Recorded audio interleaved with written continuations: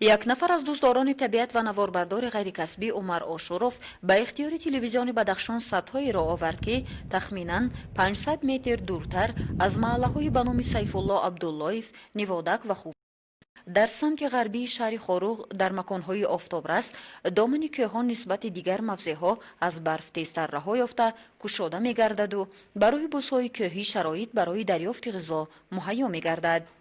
کارمندان ریاست حفظ طبیعت ولایت مختار کوهستان بدخشان نیز در چنین عقیده‌اند. از دید یک نفر آنها، مدیر شعبه حفظ حیوانات وحشی شکربیک یوسفبیکوف نه تنها شرایط چرا بلکه ممنوع بودن همگونه شکار حیوانات وحشی در حدود پامیر غربی سبب به نزدیکی منزل‌های استقامتی فرآمدن حیوانات جفت‌سنب وحشی می‌گردد.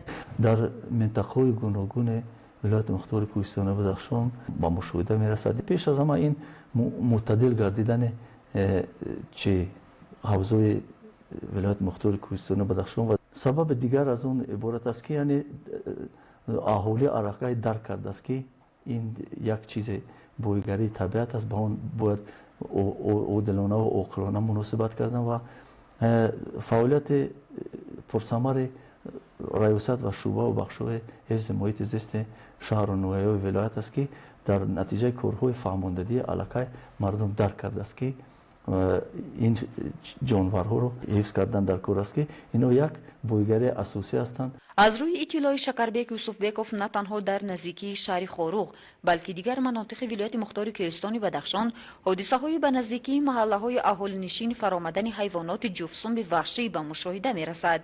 یک قسم آنها علکی به صدای اتومبیل‌ها و آدمان عادت نمودند و از آدمان کم هراسیده تا 200 متر و از آن هم کمتر به آنها نزدیک شدن ممکن است. عادتاً آنها برای چرا از کوه‌های برفپوش به پایان سحری و بیگاهی فرآمده شبانه به بالای کوه‌های بلند می‌برایند که گرگان به این مکان دسترسی ندارند. آدمان هم به پیدایش آنها عادت کردند. از دید کارمندان ریاست حفظ طبیعت ولایت همه این عامل‌ها نتیجه بلند گردیدن معرفت اکولوژی ساکنان شهر خاروغ و نواحی ولایت میباشد که به طبیعت وحشی ضرر نمی‌رسانند.